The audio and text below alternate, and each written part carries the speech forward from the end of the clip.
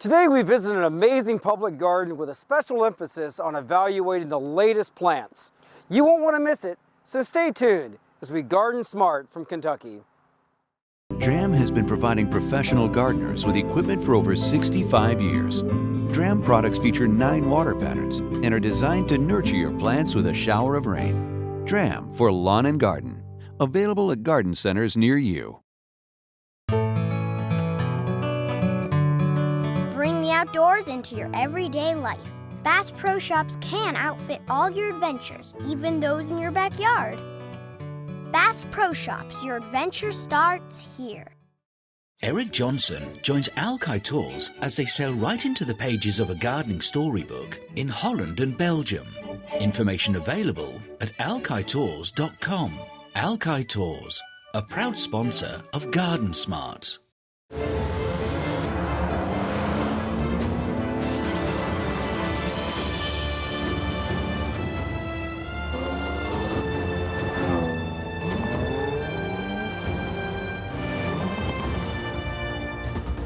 The Jaguar F-Pace.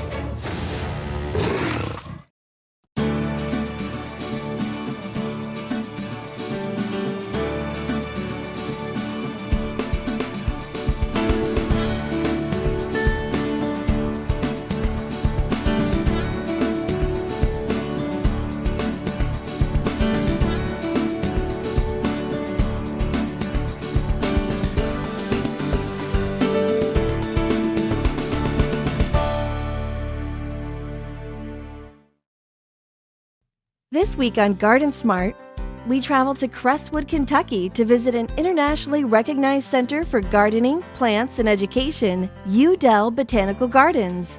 Originally the home, gardens, and commercial nursery of the late Theodore Klein and his family, Yew Dell now offers the public exceptional display gardens, an ambitious slate of education programs, and community events. Eric will be joined by the Executive Director, Paul Capaiello. Dr. Capaiello is highly regarded as a lecturer, writer, plant collector, teacher, researcher, garden designer, and gardener. He is known internationally for his work on selection, introduction, and evaluation of new ornamental plants for the landscape. With Tennessee nurseryman Don Shadow, he co-authored Dogwoods, the first major book on the genus Cornus. Paul, welcome to the show. Glad to have you here. I love kitchen gardens. I think as far as display gardens go, they're so effective at showing people, what can be done with gardening and also getting people excited about getting into gardening. I think especially for the younger generation, showing them that this is where tomatoes come from, these shrubs, these vines, beans, they grow either on long vines or little shrubs, and being able to actually interact with something that you've grown that now is going to be the food that ends up on your plate. Right. Really neat way for people to experience horticulture. Yeah, this is a great spot. This is right along our main entrance, and so everyone walks past here. And so be able to throw some things out here that, like you say, give people an idea where things come from.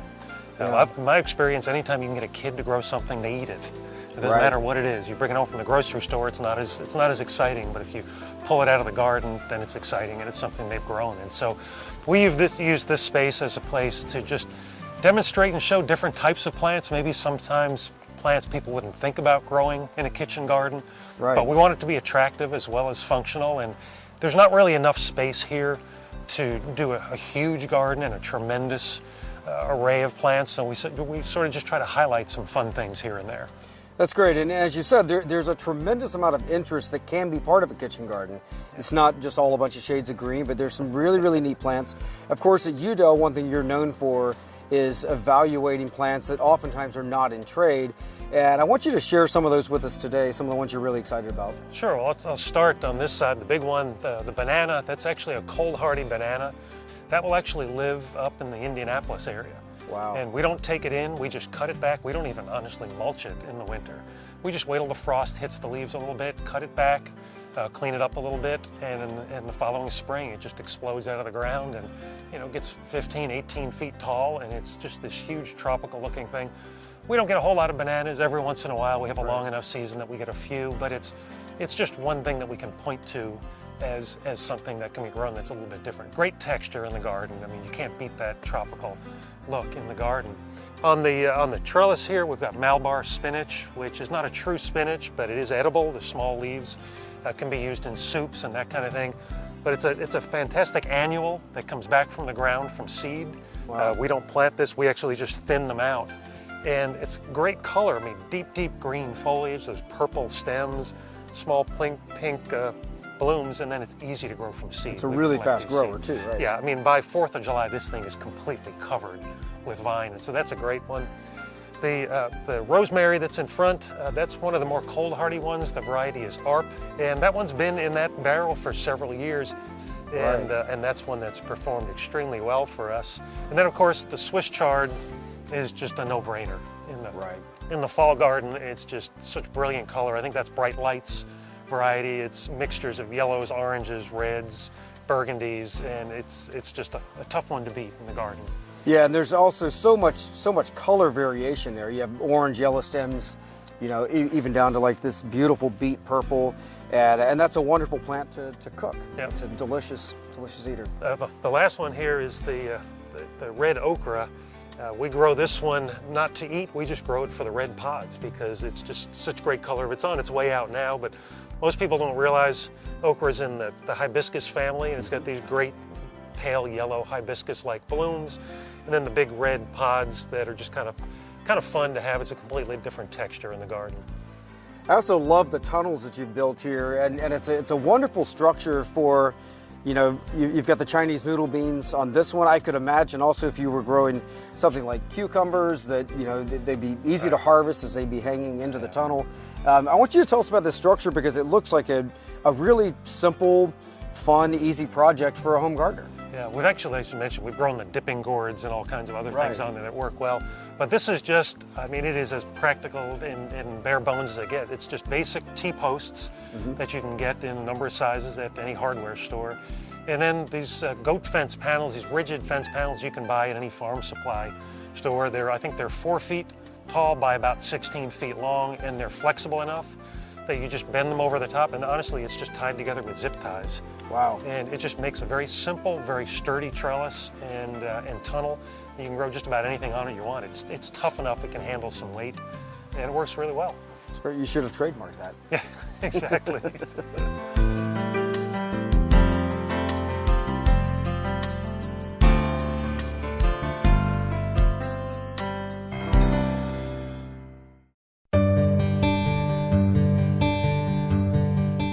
Paul, your overview garden is one of the best views in the house. It overlooks this incredible meadow, and of course we can see miles out to the mountains. Yeah, this is a great spot. This is one of the few actually brand new gardens that's been put in. Most of the garden work here at Yew Dell has been redoing gardens that had been existing.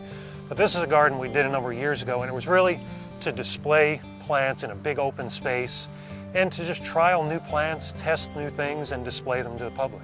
Yeah, and a trial garden is so important from the standpoint of introducing people to what works in a natural setting. And of course, you guys have gone to some significant effort to also make your trial garden look beautiful, like, you know, something that is designed. Many of them are just rows of plants that are all the same, you know, genus or species. And you've really integrated these perennials and woody ornamentals into these beds that is, it's also a very enjoyable experience. Well, we always say we design gardens backwards at Yew Dell. Rather than coming up with a design and going out and looking for the plants for that design, we start with the plants because that's our whole mission, is collecting and evaluating. And we come up with a big group of plants we want to evaluate, and then we sit down and say, okay, how do we make this look good? But I think it's the way a lot of people garden at home. Right, right. I mean, you never look at a plant and don't buy it because you don't have room for it. You buy it and you bring it home and you figure out where to put it. Well, let's talk about some of the plants you've got here. There's some wonderful like fall bloomers and of course some plants that are already passed. And tell us about these. Well, one of my favorites is the aromatic asters. It's a locally native Aster oblongifolius, and it blooms September, October. There are varieties that are deep pinks, deep sort of lavender blues. The thing I like about them is they don't need to be pinched or cut back. They're real sturdy, compact plants that hold up well all season. And then they give you this great blast in the fall when everything else is starting to look tired. And I think that one may be Radon's favorite, which is one of our favorites. The calicarpas we're big fans of, that amethyst fruit in the fall. It's just sort of a good, dependable, durable plant all summer long. It blooms on new growth, so you can cut it back if you want. It comes out, it flowers, it fruits, and it gives you great color, really August into almost after Thanksgiving, and that's one that we get a lot of use of out here. That's a great native plant. Also, it attracts birds, and so you get the wildlife impact from those. Yeah, this garden really serves a lot of purposes. It's not just display and evaluation of plants, but we do a big hummingbird festival in the summer, and some of the plants out here are good hummingbird plants, like some of the herbaceous hibiscus that attract hummingbirds all through the season and do very well. One of our favorites for texture is the fine-leafed Amsonias. Amsonia hubrichtii is a very popular one, the Arkansas Amsonia. This one's a little different. It's Amsonia tabernaemontana variety salicifolia, which is a ridiculous mouthful of plant name, but it's a little finer texture than the straight species. Has fantastic bright gold fall color, and there's nice pale blue flowers in the spring, and it does extremely well here. This is very shallow soil. Okay. It's heavy clay soil over limestone, and so it's a tough spot, but all the plants out here are things that are really durable. Right, right. Let's talk about some of the other woody ornamentals to see. You've got physocarpus and a few hydrangeas as well. Yeah, we do a lot of cutback shrubs in these summer beds, and the dark-leafed physocarpus, the nine barks, summer wine is one that we love because it's just such a good, durable performer. And by cutting them back every year, you get this really great vigorous growth, and you get better stem color and better foliage color. And then with the hydrangeas, of course, Annabelle has been around forever. That's a great new wood bloomer, so you can cut that one back to the ground. And then on the far left, I love the Lesbedizas, right. The woody bush clovers. They are tough. They will grow. I mean, if you can't grow Lesbediza, it's time to put in a tennis court. It's an actual brown thumb. It is. It is. But that's a tough one because it makes a 3 to 5 foot tall shrub that's even a little bit wider in one growing season, right. And it blooms in September and looks great all season long. That beautiful pink flowers. Yeah, it's tough to beat. Yeah, great kind of glaucous, almost bluish foliage. Yeah, well, this is wonderful. Do you want to talk a little bit about the prairie that you've got going in here as well? Yeah, behind this overlook garden, there's about 4 acres that we're just starting to work on now, and that'll turn into a big native pollinator meadow. It'll be a mix of grasses and forbs, tall grasses, short grasses, and flowering plants as well. And it's really just something that we can use both as a beautiful display, because up here in the overlook you'll have 4 acres of this beautiful flowering and grass meadow in front of you, but it'll also be great for supporting local pollinator populations. We've got honeybees, we keep hives here, but other native pollinators as well. Wonderful. Well, we've got to come back and see that. That'd be good. In another year or two, it'll be perfect.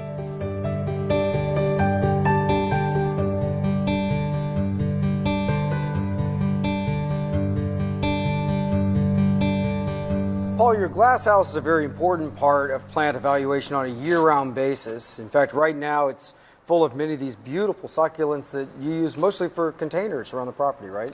We do. We grow a lot of mixed containers out around the grounds, but one of the things that's been hugely popular with visitors as well as with our staff, because they're so easy to maintain, are these tropical succulents.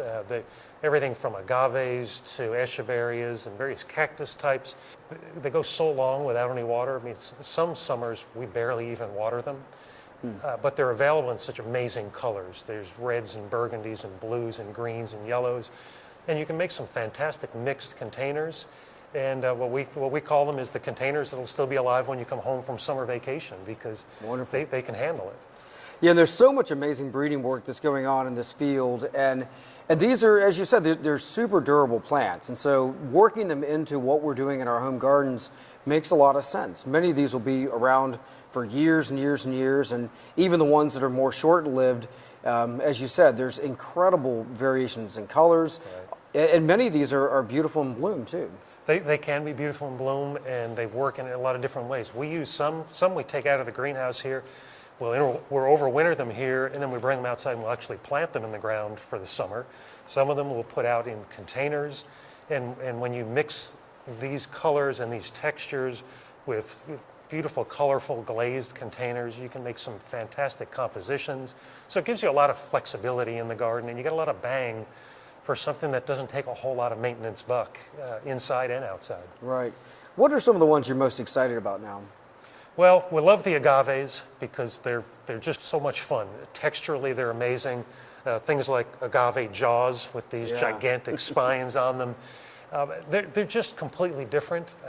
We love the agave hybrids with Manfreda, the Mangave hybrids. There's red spotted forms, there's blue foliage forms, and as you mentioned, when they go to flower and they send that huge spike up, it's just something that's so dramatic in the garden. It's fun to play with. I noticed that you've got some little propagation trays, and that's part of the ongoing education that happens here at Yew Dell with the community. Tell us about that. Yeah, well, greenhouses are like closets. You know, it doesn't matter how big they are, you fill them with stuff. And, right. And it's so much fun propagating these succulents, and it's so easily done that they multiply really quickly. And it's a great thing to be able to do at home because it doesn't take intermittent mist, it doesn't take bottom heat, all it takes is basically a pot of well-drained, gravelly, sandy growing mix, and you snip off a couple of succulent leaves, and most of them are very, very easy to root, and it's fun to do at home. Right, and I think that's an exciting thing for any gardener of any age, is just learning that, especially this category of plants, but many plants that we have in the garden, it's not that difficult to take a little cutting, and in fact, if you want to build a population of that plant, you can have 30 more that then end up in another part of the garden. I think for me, it makes a lot of fun. Yeah, and as gardeners, we're all inherently cheap, right? We want That's to make right. more of the plants we have, and we want to do it as economically as possible, but there's something just completely different about growing a plant that you propagated yourself. Right. Whether it's an oak from an acorn or an echeveria from a leaf cutting, it's just something that's special about gardening, that to do it yourself from scratch.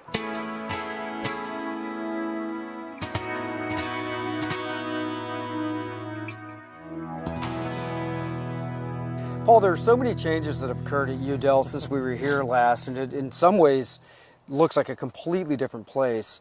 And the pavilion is one of the latest expansions. Tell us about that. Well, it's a great new facility.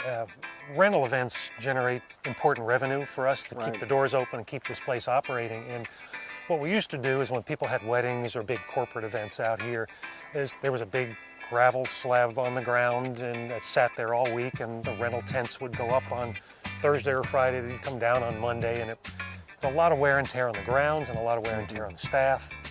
So we decided to go ahead and build a permanent structure. We work with a great architectural firm in town, De Leon and Primer. We've worked with them on all of our architectural projects, and they're just incredibly creative to come up with things that fit in Yew Dell, but are also recognizable immediately as something that's different. And so we built this structure that's got the permanent cover, it's got all the lighting and the fans and the power and the roll-down fabric sides, and it just makes life easier for people having events. It makes life much easier for us as well. Right, and the view that they have from the pavilion is this amazing terraced garden, and once again, it's a display garden, like pretty much any planting at Yew Dell. And you've got some really fascinating plants here that I'd like for you to run through with us. Well, the original plan was this was just going to be a grass hillside for overflow blanket seating for concerts, but we just couldn't bear to have that much space without cool plants in it. And so we've put together a fun mix of plants. It includes tropicals, it includes hardy shrubs, hardy perennials, and pretty much everything that we could fit in this space. A few that are really showing off right now, this Salvia leucantha that for us really is not reliably cold hardy. It's really more of an annual. We'll take cuttings and bring it into the greenhouse and propagate it for next year. But nice bright silvery green foliage all summer and nothing eats it. And then these intense purple blooms that really started the end of August, 1st of September. And for us, obviously, that time of year, things are starting to get tired in the garden. Right. So to have something like that really jump is really outstanding. The hillside Sheffield pink mum, which unlike the pot mums, the yellows and the oranges that people buy by the billions this time of year, this is actually a garden plant. Right. As opposed to just a seasonal plant that dies shortly after you put it in the ground. And it overwinters, it comes back every year. It doesn't need to be pinched back. It holds up really well. And then in the fall, we get these beautiful pale pink blooms that are fragrant, that attract all kinds of pollinators. And it's again, it's a garden plant as opposed to a pot plant that's a short rotation plant. One thing I like too in this border is you have this kind of repeated tropical theme, and that contrast of these beautiful big tropical leaves like on the cannas and the bananas is great against the more fine foliage and then a lot of the fun colors that are going on here. And I, like I said, I love what you're doing with the cannas. I mean, I love foliage anyway for texture and for color, and the dark foliage cannas are perfect for that. They're so tough and they're durable and they make such an impact.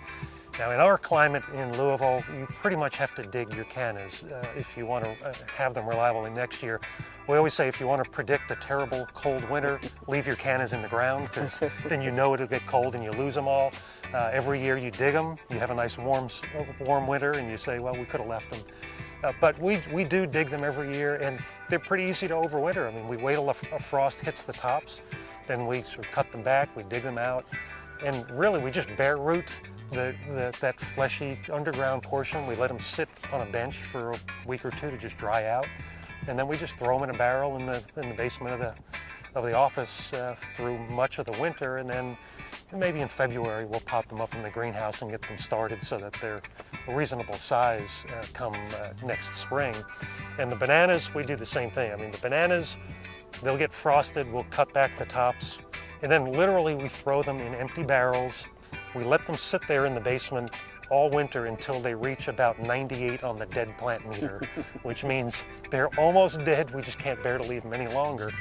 And then we pull them out, pot them up in the greenhouse. And we do that for a couple reasons. One is that by doing that, you get rid of a lot of the pests that are trying to overwinter in all those little axles here and there. But the other is, quite honestly, it just saves us a lot of time and labor. We don't have to keep them growing in the greenhouse all through the winter. But by starting them sometime in February, they really get going and they get a nice start for the spring. Right. Now, there are a couple of other really neat plants you've got here, and some of these are past seasons. We're a little bit later in the year right now, but there's a wonderful aster you've got that's super compact, and in fact, like I said, it looks like it's got the form of a tight sponge. Really neat plant. Yeah, that's another one of the fragrant asters. Aster longifolius, the variety in this garden is October Skies, which is a late blooming pale blue, kind of a sky blue color. And it's tough as nails, and it just makes a very sturdy mound. You don't have to worry about pinching. You know, a lot of the tall asters get kind of black foliage and nasty on the bottom, and these are just tough and nice green foliage right to the base, and really require very little maintenance, and they do extremely well here. The other one that's finished flowering now, but is a great one, is the daylily we have in the garden here. The name is Autumn Minaret. And I mean, it's literally like a 6 to 7.5 foot tall daylily. And when you plant it in a big mass, it really makes quite an effect. As an individual flower, it's kind of small, but these tall, wiry stems, this whole garden just sort of seems to move when the breeze blows. And it's one that we love in big masses. You know, it's like all the gardens here at Yew Dell, you've done an amazing job of making it a very useful trial garden, if you will, but then also a beautiful display and public garden, which, you know, it's got to have its challenges. But every time I visit here, you know, every single year, you can just feel the maturity of the garden and how, you know, I feel like you're getting better and better at that, which is a really, I think, a very complicated type of gardening, but a very enjoyable one. Well, we garden here the way that we do at home. Yeah. We never have an empty space that we don't find a plant for, and so it's always fun just trying something new, and if it works, great, we tell everybody about it, and if it doesn't work, well, they get to see it. Right. It's wonderful. Paul, we've had an amazing day with you. Thank you so much for sharing your knowledge with us. Well, thanks for being here. We always love having you. Each week we travel the country north to south, east to west, visiting some of the most exciting gardens, as well as talking to industry horticulturalists about design principles, new plants, and also how you can be more successful with your home garden. Next year we'll be visiting some very special gardens. Visit our website at GardenSMART.com to find out how you can join us as we garden smart in Europe. Dram has been providing professional gardeners with equipment for over 65 years. Dram products feature 9 water patterns and are designed to nurture your plants with a shower of rain. Dram for lawn and garden. Available at garden centers near you. Bring the outdoors into your everyday life. Bass Pro Shops can outfit all your adventures, even those in your backyard. Bass Pro Shops, your adventure starts here. Eric Johnson joins Alki Tours as they sail right into the pages of a gardening storybook in Holland and Belgium. Information available at alkitours.com. Alki Tours, a proud sponsor of GardenSMART.